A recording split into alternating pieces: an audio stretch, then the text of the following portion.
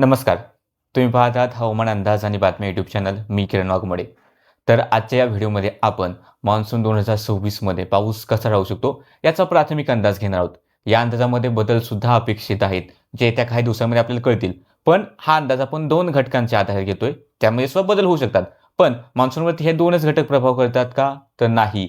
या व्यतिरिक्त अजून बरेचसे घटक आहेत, जसं की युरोपमध्ये बर्फ किती पडतोय, त्यानंतर आपल्या देशामध्ये उन्हाळ्यात तापमान कसं राहतंय, हे सर्व घटक असतात ज्यावरती मान्सून अवलंबून आहे.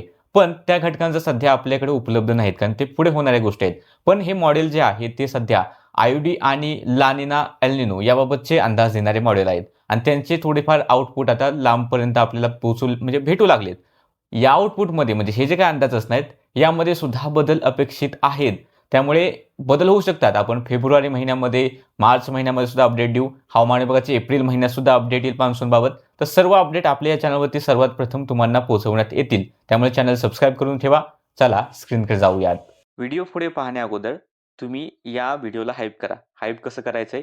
व्हिडिओच्या खाली तुम्हाला हा हाईपचा ऑप्शन दिसेल. त्याच्यावर क्लिक करा. त्यानंतर हे दुसरं फोटो ओपन होईल. त्या दुसरा फोटो ओपन करून तिथे खाली हाईप 310 पॉइंट्स असं लिहिलेलं आहे. त्याच्यावर क्लिक करायचंय. जेणेकरून हा व्हिडिओ हाईप होईल आणि जास्तीत जास्त शेतकरी बांधवांपर्यंत आपली माहिती पोहोचेल.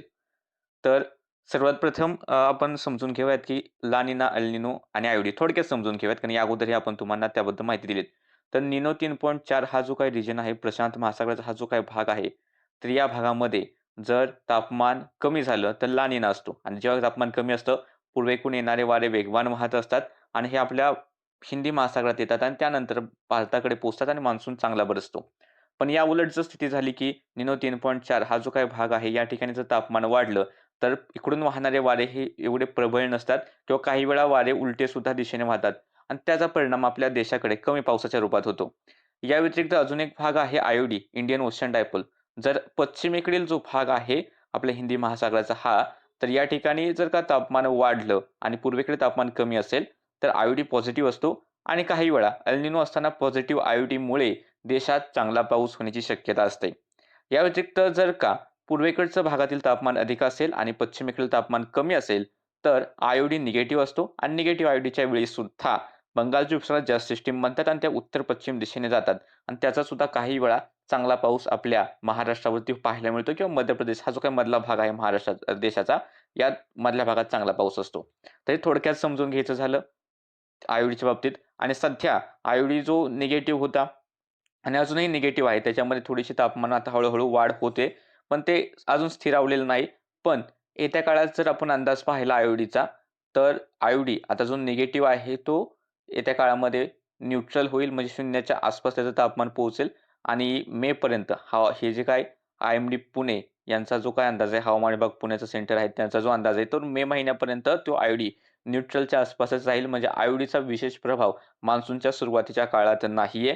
दुसरा जर आपण पाहिलं की ऑस्ट्रेलियाच्या हवामान विभागाचा सुद्धा अंदाज आहे की आयोडीन निगेटिव्ह आहे आणि तो येत्या काळामध्ये मेपर्यंत न्यूट्रलच्या आसपासच राहण्याची शक्यता आहे. म्हणजे आयोडीकडून मान्सूनवरती सध्या तरी विशेष प्रभाव सुरुवातीला दिसणार नाही असाच दिसतोय. पण हे बदलू शकतात आणि मान्सूनच्या दुसऱ्या सत्रात आयोडी कसा होतोय ते आत्ता सध्या तरी दिसत नाहीये.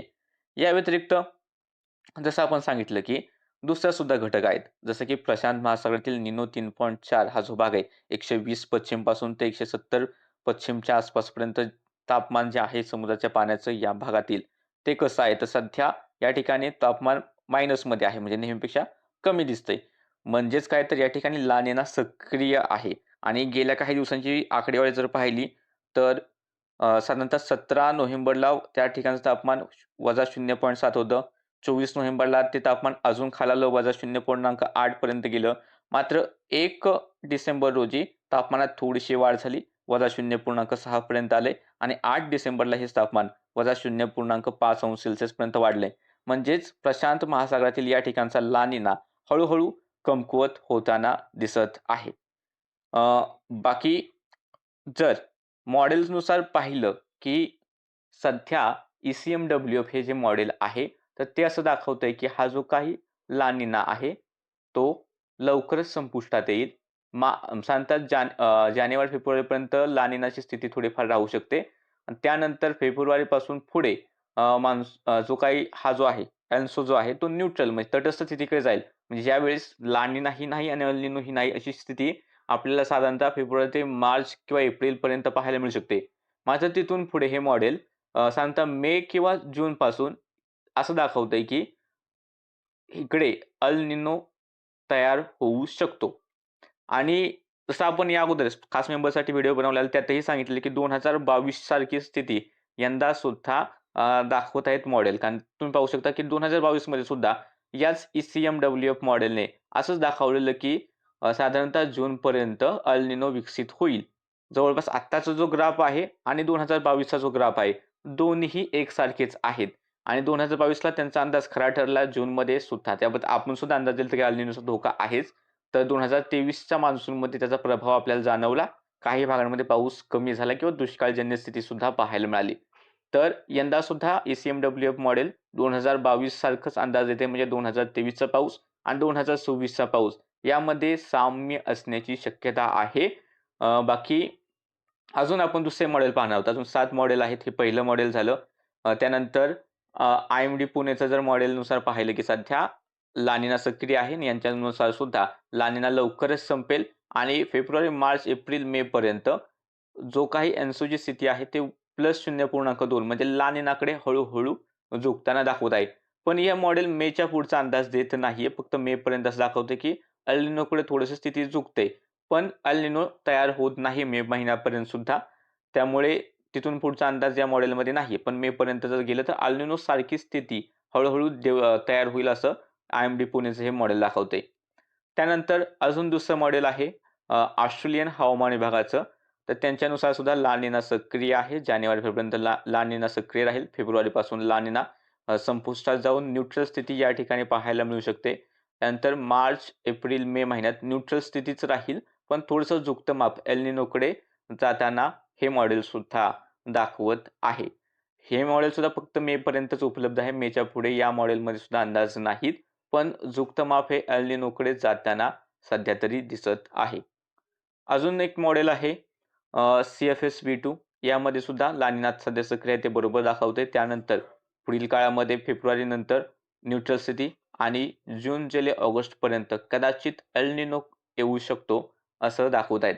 पण एल निनो आल्यानंतर आपल्या देशात पाऊस कसा होतो ते आपण व्हिडिओच्या शेवटी तुम्हाला दाखवणार आहे ग्राफमध्ये.